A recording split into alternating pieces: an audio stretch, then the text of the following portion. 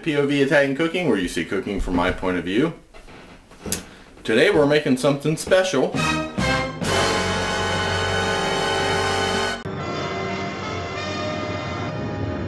We're going to be making Chianti and Tomato Braised Octopus. Now if you've never made octopus, a lot of folks haven't ever eaten it, or of course if they haven't eaten it, they've never cooked it. But it's not slimy. It's not icky. It's actually, once you eat it, you'll think it's the best seafood that you've ever eaten.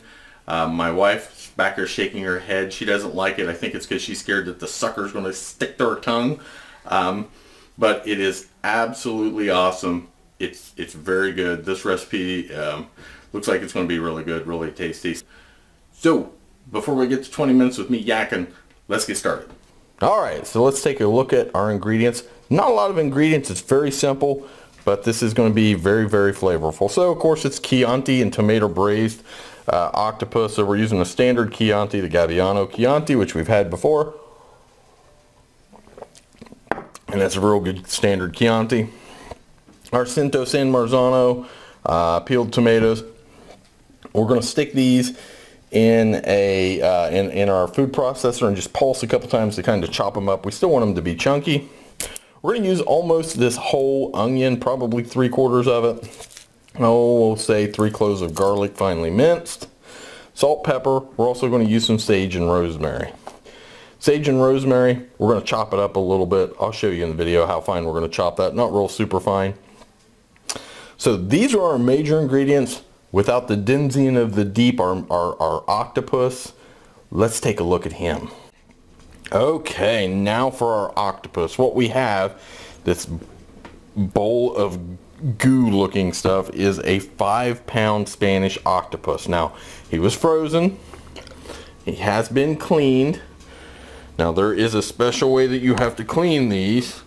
And I'm going to be honest, I don't know how to do it. So that's why this one is cleaned, and I'm happy about that. So, he's about a 5.5-pound Spanish octopus. Now I'm going to show you a trick. Now what we want to do is, you know, when you go to a nice restaurant, you see their little legs are all curled up and it looks really cool. I'm going to show you how to do that. So we have our pot of boiling water. What we're going to do is we're going to take Mr. Octopus and we're going to dip his legs down in here. So he's all straight right now. We dip, going back up. So he's starting to, right at the tips, he's starting to curl. Dip him down in there, pull him back up. You see he's starting to curl a little bit more each time we dip him down in. Released a little bit of air there. See, he's starting to curl. So what we're going to do is we're going to put him all down in there and let him boil for a couple minutes, probably just 2 minutes. See here, he's starting to boil, or starting to curl really nice. We don't want to let him boil too long, just 2 minutes. Again, the goal is to get him to curl. While I'm going to go ahead and pause, break away, and I'm going to rinse my bowl out. Okay, I took our octopus out of the boiling water. Again, I just left him in there for a couple minutes. And you can see that his legs all curled. Now what we're going to do is, for this recipe, I just want to use the legs. Now you can use pretty much everything on here because it's all edible. But there's so much of this one, and I just want to use the legs. So what we're going to do is we're going to kind of turn him over here, because what we're going to do is cut our legs off. So what you do is get you a good sharp knife, and you just kind of follow the leg down to, this is actually where the beak is. So again, that boil was not intended to cook the octopus. It was only intended to curl his legs. You see here, this is the flesh is real white. This is all edible. That's all meat, essentially.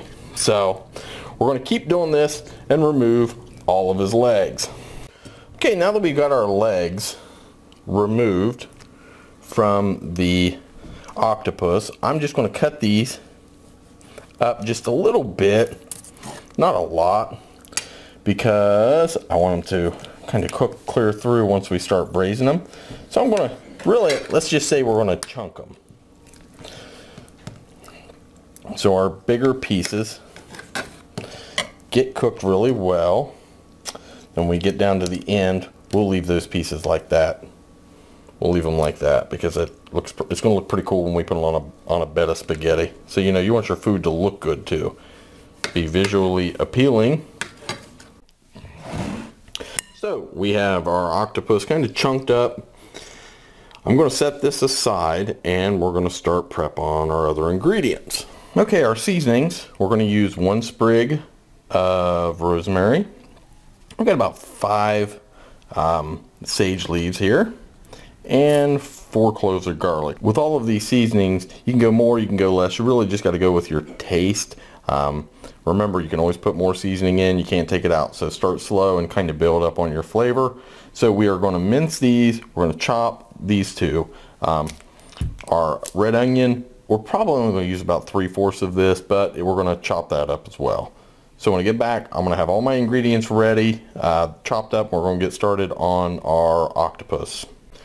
For our sage and rosemary, what we're going to do is we are going to pull our rosemary leaves off of the main stem, and then we are going to give them a good chop. With rosemary, you got to be careful. I mean, it's a great flavor, but it can take over a dish. Now, we're just going to give it a rough chop. Our sage, same thing. Something's telling me to get rid of one of these leaves so I don't overpower the dish. So I'm going to do that. Remember, every episode we say, go with your gut. My gut's telling me, get rid of one. So I've got about 4 leaves left here. And we're just going to chop them up. When we're making the dish, if we find it needs more, maybe we'll add in a little bit of dry spice. So now we have our 3 sofrito ingredients so we can get started. Alright, so now let's get cooking. Heat on high to get our oil hot. That's probably enough oil. We're going to let that heat up. Grab a nice wooden spatula so we can stir things around. Get our pan good and coated.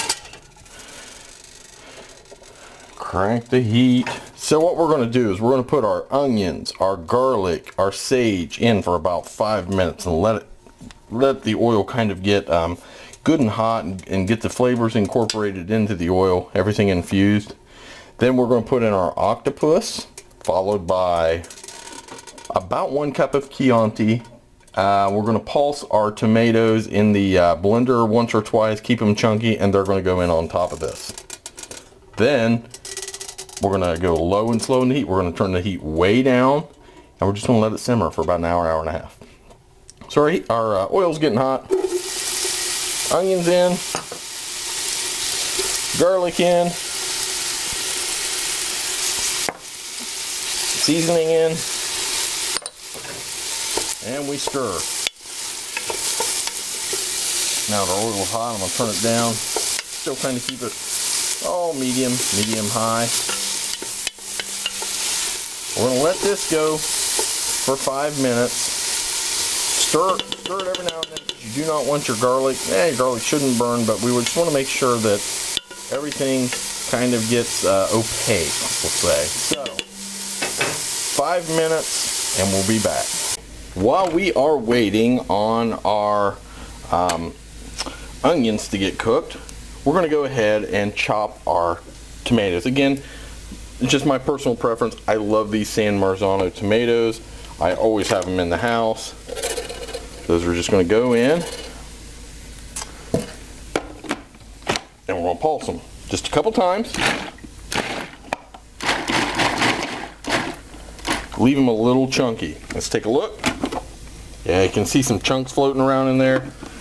This is just going to go in here in just a minute with our octopus. So, I'm going to go check on our onions. If they look good, I'll be right back with you. Alright, our onions are ready. So what we're going to do is we're just going to take our octopus. We'll make sure, just try not to get the liquid, so just give them a good shake. We're just going to drop them into the pan. And when we drop them into the pan, this is just going to cook for just a couple minutes. And then we are going to put in the remaining ingredients. So all those go in the pool. Dump this.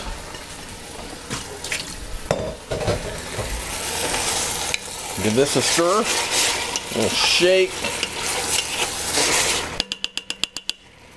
This is just going to cook for a minute or two. Then, let me get a drink of my wine here.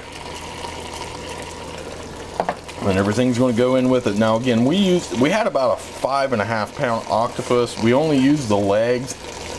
So we probably came out with about 4.5 pounds of leg meat. In about a minute, what we're going to do is about a cup to a cup and a half of Chianti. Maybe more, maybe less. Again, we go with our gut here. That's probably a little bit more than a cup, which is perfect. Then we pour our tomato right over top of this. And our blade falls in. Wonderful. So we give this a stir. This is going to thicken and simmer down. Now what we're going to do, we're going to turn this low. We want it to cook for about an hour and a half. I'm going to wipe my hands real quick. Throw the towel out of the way. Now we're going to add a little bit of salt, a little bit of pepper, salt, pepper,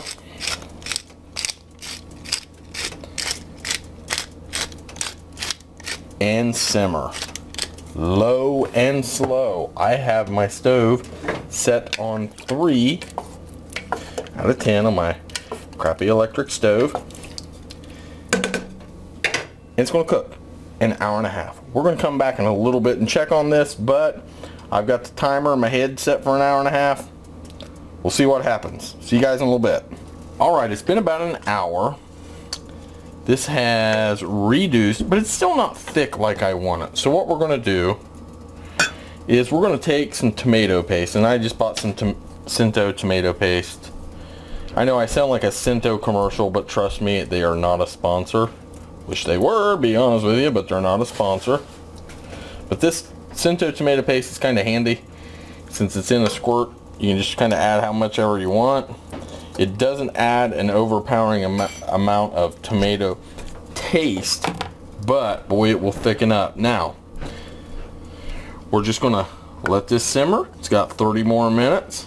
I'll tell you what, it has an amazing smell. If you've had a nice bowl of Chiapino, that smell is just wafting up over this. We're gonna have this with some spaghetti. So it should be a real nice looking plate. So anyway, it's got 30 more minutes. We'll be back. Okay, I just had to share, while I was finishing the octopus, my beautiful wife made a molten lava cakes in these little ramekins. And I'm leaning over top of them to kind of keep them in the shot, and all I can smell is chocolatey goodness, and I can't wait to put a scoop of ice cream on this. So I just had to share what my beautiful wife made while I was cooking dinner. Okay, it is time to drop our spaghetti. So we've got some salted hot water going on. Make sure you use a lot of salt, because that salt really infuses your pasta, adds flavor. What we're going to do, you see a lot of folks who break their pasta. You really should not break your spaghetti. Now if you got kids and you're doing this for home, yeah, that's fine, but we're not going to do that. We're just going to drop it right in our hot water. Now this spaghetti, as you can see, al dente in 9 minutes, and that's what you want it to be. You want it to be al dente. So 9 minutes, we'll be back on that. Just look at our octopus real quick. Nice, and it's thickening up. Looks really good. What we're going to do is we're going to take our spaghetti once it's done and put it right in here and finish it right in our octopus. So we'll be right back. Okay, our pasta is done. What we're going to do is, you always want my pasta is al dente, which means it's still a little chewy. You want it to be. You want to finish it in this wonderful sauce. That way it will pull that flavor in from the sauce. Now you'll see I'm still a little bit of water dripping off of it when I put it over here. That starch water will actually firm up your sauce a little bit as well. So let's get this all in there. That's pretty good right there. We're going to give this a stir. And you're going to see the sauce just tighten up all around the spaghetti.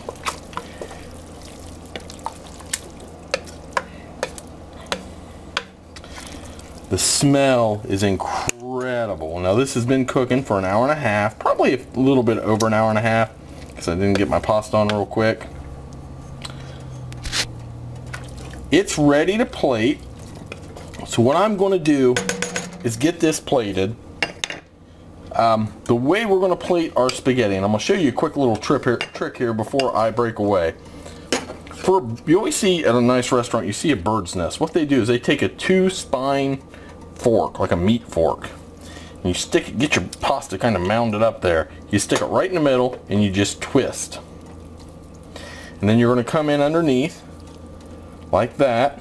You just keep twisting, and that will make a bird's nest. That's what I'm going to do when I plate this, but I'm going to break away because what I want to do is get this on a plate. I'm going to make a bird's nest. I'm going to have the legs arranged all real nice. It's going to look pretty cool. So be right back. Alright, so we have our octopus plated. Now I'm going to hold this up to the camera so you guys can see. I hope you can see this, but it looks really good, and I had a little fun plating it with the nest in the middle. Looks great. Now let's give it a taste. The smell was unreal. Get my knife here. Got a little bit of our octopus here.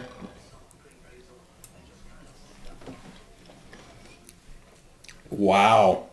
Really good. I think I got that seasoned really, really well. I'm going to taste the pasta with a little bit of it.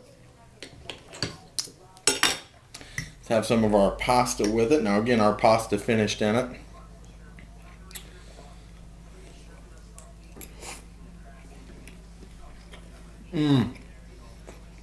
It's good. Really, really good. I really recommend this. Octopus can be a hard ingredient to find. Of course, if you live on the coast, it's probably pretty easy. You're probably like, you know, kicking them off when you get in the water. So, Chianti and Tomato Braised Octopus. Thanks for watching. Click subscribe. We're POV Italian on Facebook and Twitter. We're on LinkedIn now as well. On YouTube, hit that subscribe button. Stay up to date with us. So, thanks again, and ciao.